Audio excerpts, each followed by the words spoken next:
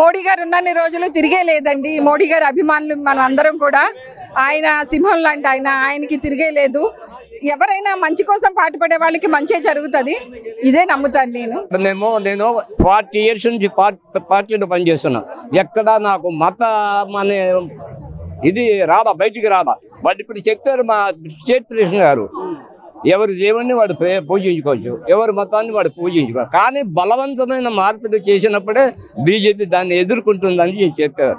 కాబట్టి ఈ దేశంలో ఏదన్నా మంచి జరుగుతుందంటే ముస్లింలకి బీజేపీ వల్లనే తప్ప ఇంకొక కుహానా పార్టీ ఇవన్నీ కాంగ్రెస్ కమ్యూనిస్టులు వీళ్ళు వాడుకోవడం తప్ప వాళ్ళకు ముస్లింల సమాజాన్ని బాగు చేద్దామనే ఉద్దేశం.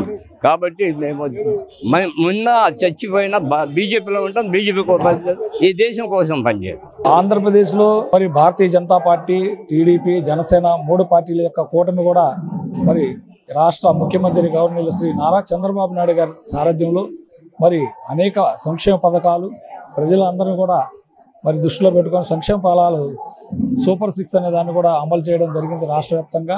అదేవిధంగా మరి రాష్ట్ర ముఖ్యమంత్రి గారు రాష్ట్రాన్ని అభివృద్ధి చేస్తారనే ఉద్దేశంతో ఈరోజు అభివృద్ధిలో భాగంగా పరుగులు తీస్తుంది రాష్ట్రం. కాబట్టి కూటమి ప్రభుత్వానికి ప్రస్తుతం మంచి బలం ఉంది. భక్తుల కోసం, భగవంతుడి కోసం పనిచేస్తున్నటువంటి ధర్మకర్తల మండలి బిఆర్ నాయుడు గారి అధ్యక్షాన మేమందరూ పనిచేస్తున్నాం. గత ధర్మకర్తల మండలి గత ప్రభుత్వం చేసినటువంటి అపచారాలు, అవినీతిని, అక్రమాలని అన్నిటినీ బయటికి తీసుకొని వస్తూ అన్నిటినీ సరిదిద్దుకుంటూ మేము ముందుకు పోతున్నాం. తప్పు వాళ్ళు చేసి మసి మాకు మూస్తున్నారు.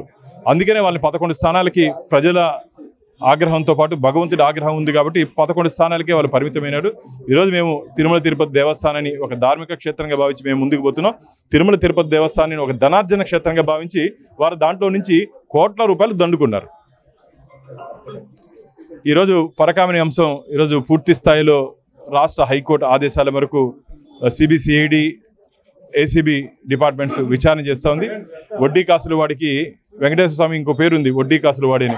స్వామి దగ్గర అపచారం, అవినీతి చేసిన వారిని ఎవరిని వదిలిపెట్టే ప్రసక్తి లేదు. వడ్డీ కాసుల వాడి దగ్గర కొల్లగొట్టిన ప్రతి పైసాని వడ్డీతో పాటు వెంకటేశ్వర స్వామి ఖజానాకి తిరిగి వచ్చే రోజు దగ్గరలోనే ఉంది.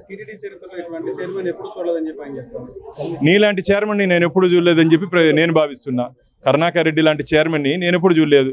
నీ హయాంలో ఎన్నికల సమయంలో దాదాపు 1500 కోట్ల రూపాయలు ఇంజనీరింగ్ వర్క్స్కి బదలాయించి దాంట్లో కమిషన్లు తీసుకున్నావని చెప్పి కమిషన్ల చైర్మన్గా చరిత్రలో నువ్వు నిలిచిపోయావని చెప్పి తిరుపతి ప్రజలు భావిస్తున్నారు. నువ్వే మా గురించి మాట్లాడేది కరుణాకర్ రెడ్డి గారు. నీవు ఏం చేస్తావో, ఎంత తిన్నావో అంతా తిరుపతి ప్రజలకు తెలుసు. భగవంతుని ధార్మిక క్షేత్రాన్ని ధనార్జన క్షేత్రంగా మార్చుకునేది నువ్వు. కాబట్టి నీ మాటలు ఎవరు నమ్మే ప్రసక్తి లేదు.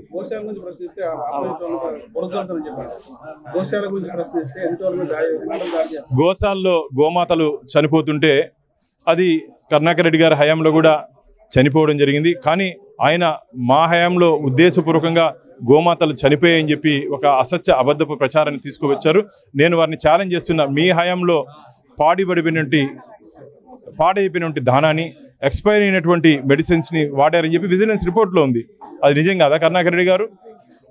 ఈరోజు గోశాల నుంచి గోవిందుడి వరకు అసత్య అబద్ధపు ప్రచారాలు చేస్తున్నా. నీ మాటలు ఎవరు నమ్మే ప్రసక్తి లేదు.